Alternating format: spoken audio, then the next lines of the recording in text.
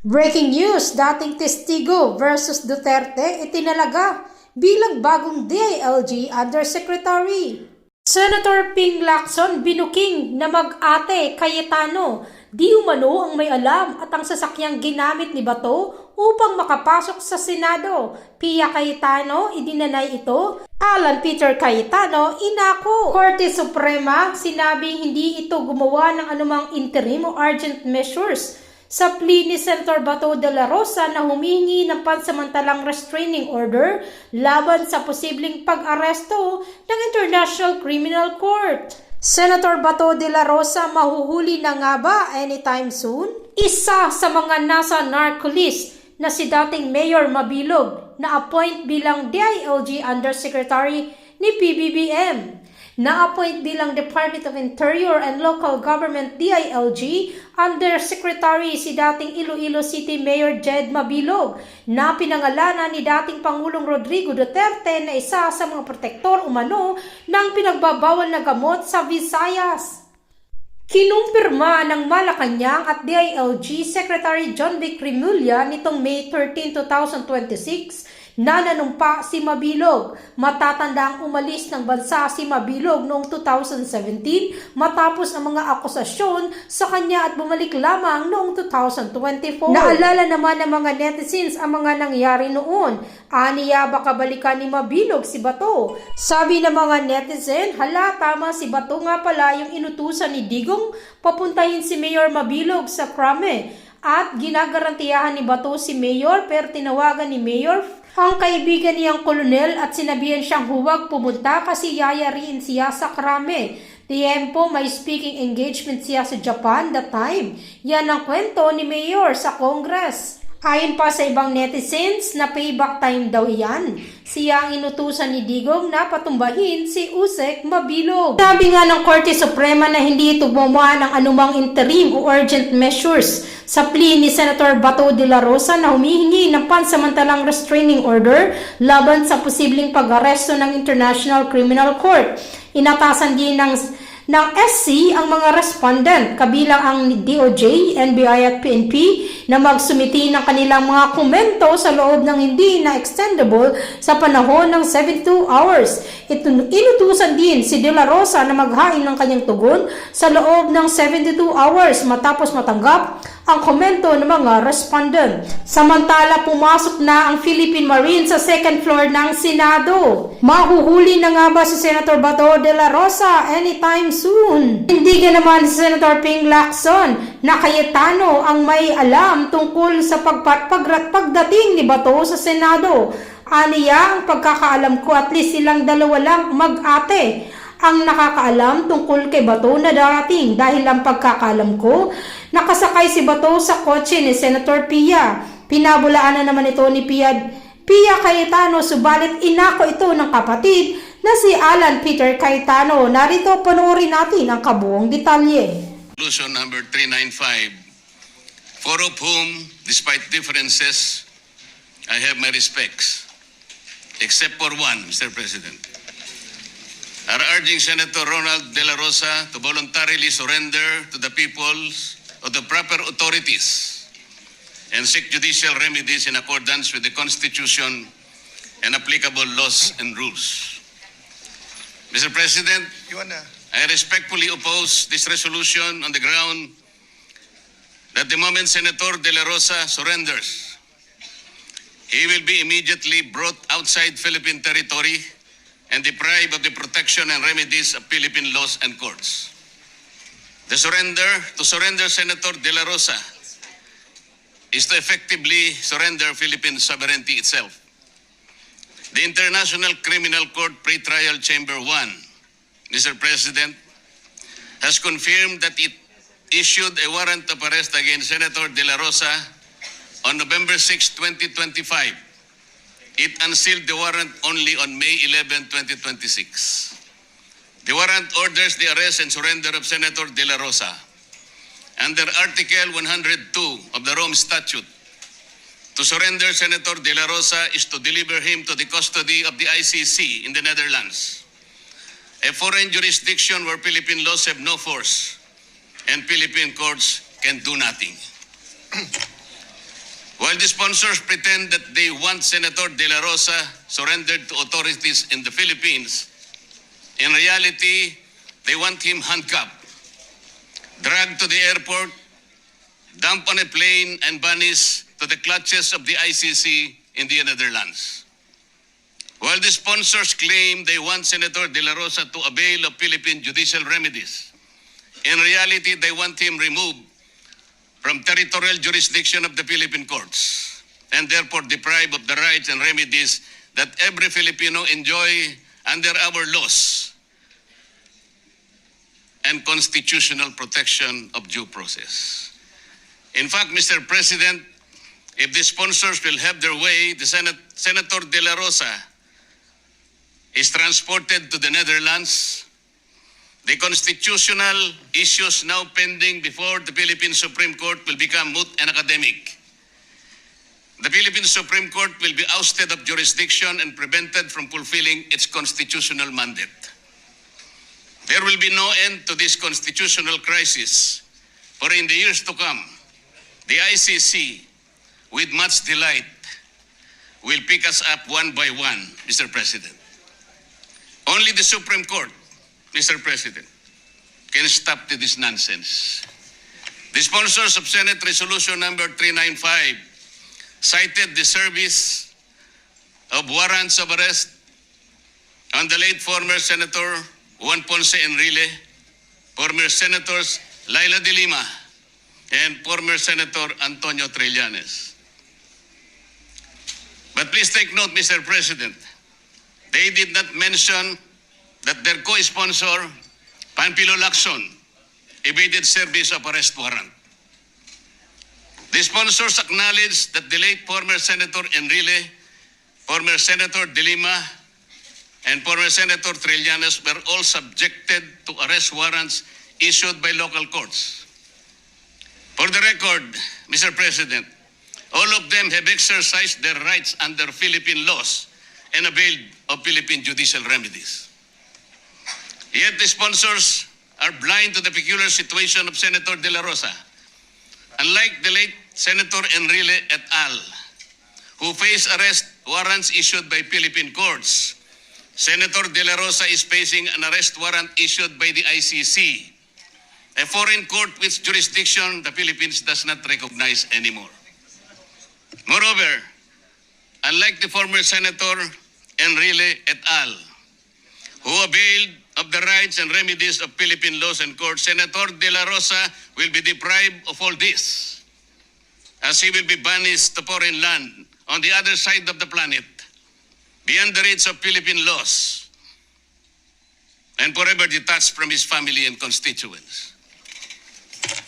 Therefore, if the sponsors are sincere in their desire that Senator De La Rosa be accorded the same rights and remedies as those enjoyed by Senator Enrile et al., they should not allow his surrender to the ICC. They should instead withdraw Resolution number 395. The sponsors recognize that under Republic Act 9851, it is the regional trial court that has exclusive original jurisdiction over offenses constituting crimes against humanity. This statement of the sponsors reinforces the position of the majority that the ICC warrant of arrest should not be implemented against Senator De La Rosa, and he must remain under the Senate custodial protection under the ICC arrest until the ICC arrest is quashed by Philippine court. First, Section 18 of RA 9851 provides that it is the Philippine Regional Trial Court that has exclusive original jurisdiction over crimes against humanity. Section 17 allows the transfer of jurisdiction to a foreign court only by way of extradition and provided by the Philippine court, provided the Philippine court is unable to try and decide the case. Therefore, RA 9851 itself bars the ICC from taking jurisdiction, the acts attributed to Senator De La Rosa. Kagaya po ng nasabi ko na kahapon, Mr. President, wala po tayong extradition treaty sa ICC. At wala na po tayong membership sa Rome Statute sapagkat nag-withdraw na po tayo. Sa makatid, wala na pong treaty Yun po ay nakasaad sa Article 17 ng 9851. Second, at the United Nations, the Philippine government, through the permanent representative, pronounced that the state policy under RA 9851, Philippine courts have the exclusive jurisdiction over crimes against humanity. It also declared that Philippine courts have the competence and capacity to try and decide these cases. Kung ganun po pala, this is the national policy already articulated even before the halls of the United Nations. Bakit pinipilit pa natin na iserve ang isang warrant of arrest na hindi na natin kinikilala ang jurisdiction ng lintik na ICC na yan? Hence, the Philippine state policy is to assert and exercise local jurisdiction rather than recognize foreign jurisdiction such as that of the ICC. Third, the Philippine government has assumed and exercised local jurisdiction under RA 9851 over the crimes arising from extrajudicial killings allegedly committed by Senator De La Rosa. Philippine local jurisdiction already set in when Senator De La Rosa was served a subpoena by the CIDG in connection with its investigation of said extrajudicial killings. Senator De La Rosa has stated that he is ready to respond to the subpoena. It is of no moment, Mr. President, that today the CIDG withdrew the subpoena. It is a legal ruse. It's a legal ledger domain. Ang akala nila kung withdraw nila yung subpoena, wini-withdraw na yung case. No, Mr. President, the case is kicking and alive. It triggered already the jurisdiction of our National Prosecution Service and eventually the courts of this country. The crimes under investigation by the CIDG are the same crimes for which the ICC has issued a warrant, Mr. President. Under the principle of complementarity, said ICC arrest warrants can no longer be enforced because there is now a genuine domestic investigation and prosecution currently taking place in this country. The assumption of jurisdiction by Philippines over the acts attributed to Senator De La Rosa and the person of Senator De La Rosa automatically and absolutely bar the ICC from exercising jurisdiction over the same acts and on his person. These circumstances, and by reason of the principle of complementarity and the Rome Statute, strip the ICC, Mr. President, of its jurisdiction. Therefore, given that the sponsors themselves admit that under Republic Act number 9851, Philippine courts have exclusive original jurisdiction over the crimes for which the ICC has issued an arrest warrant against Senator De La Rosa, given that the Philippines have assumed jurisdiction over said crimes when it served the subpoena on Senator De La Rosa, and given that Senator De La Rosa will respond to the subpoena, said sponsors cannot but agree that the ICC warrant of arrest should not be enforced on the good senator.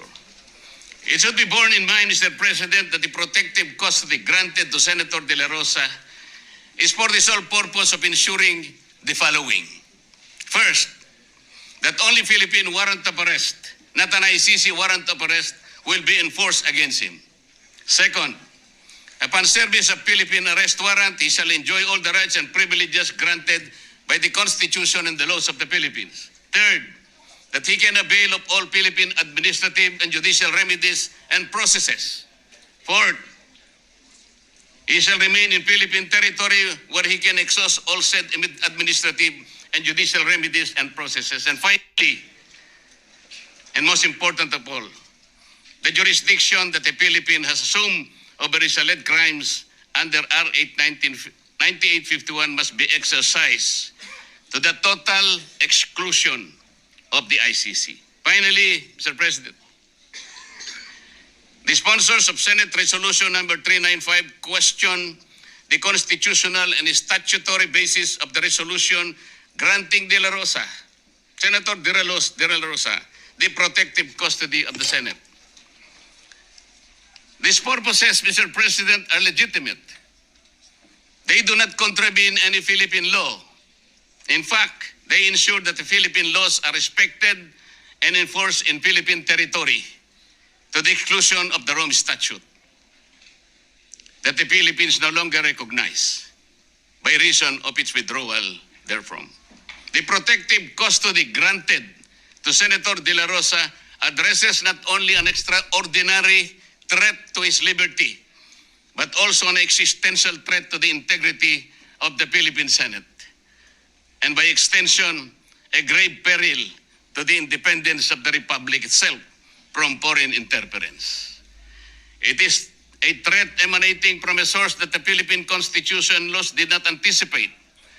A foreign entity, Mr. President, the ICC, which jurisdiction is not only questionable but also lost due to the Philippines' withdrawal from the Rome Statute. The protective custody addresses a threat whose profound ramifications include regime change and outright interference in the sovereign affairs of the Philippines. To give inroads to the ICC is to enable it to structurally alter the Philippine Senate and disenfranchise Filipino voters for the arrested senator will be rendered futile, whose votes for the arrested senator will be rendered futile and meaningless. The ICC will transform Philippine agencies as its own puppet and tools and hold hostage Philippine officials, civilian and military, against whom it can initiate prosecution anytime and in perpetuity.